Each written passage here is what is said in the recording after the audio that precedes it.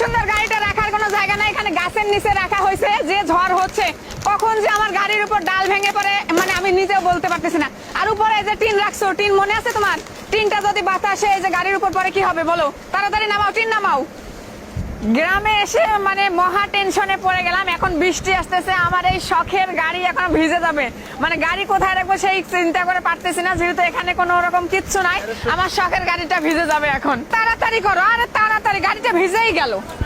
আমার এই গাড়ির মোছা ধোয়া কত কষ্ট জানো তুমি? তাড়াতাড়ি দাও। দিছো? ঠিক করে দাও। ঠিক আছে, ঠিক আছে। নিজে ভিজে যায়, তার জন্য আমার শখের গাড়ি না ভিজে যায়। ভিতরে অনেক শখের গাড়ি আছে। ঠিক আছে, আমি নিজে ভিজে, কোনো সমস্যা নাই। এই তুই আমার গাড়ি পরিষ্কার করতে আসিস, তুই নিজের হাত পরিষ্কার করছিস হ্যান্ড ওয়াশ দিয়ে? এই নোংরা হাত দিয়ে আমার গাড়ি পরিষ্কার করলে তো আমার গাড়ি তো আবার নোংরা হয়ে যাবো। যাও হাত ধুয়ে আসো তাড়াতাড়ি। হ ভাবি, আমি তো ভুলেই গেছি হ্যান্ড ওয়াশ দিয়ে হাত ধুতে।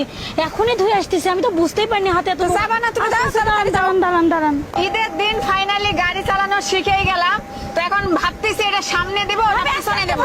ঠিক আছে ভাবি আস্তে আস্তে। খাদে যাইবো না পিছনে যাইবো, মানে পিছন ভাবতেছি। ভাবি আস্তে, ভাবি গড়ে গেল আস্তে। তোদের জন্যই তো আরো হবে না রে। এই আমার গাড়ি লাইট ভাঙছে কিভাবে? আমার এত টাকা দামের শখের গাড়ি তুমি লাইট ভাঙছো কিভাবে? হ্যাঁ, সারাদিনটা এইটাই করবে, দেখে শুনে চালাতে পারো না? নেক্সট টাইম আমার অনুমতি ছাড়া আমার গাড়ি নিয়ে যাবে না তুমি। আরে অবস্থা কি করছে! হাই হাই, আমার এত টাকা দামের জিনিস, আমার শখের গাড়িটা।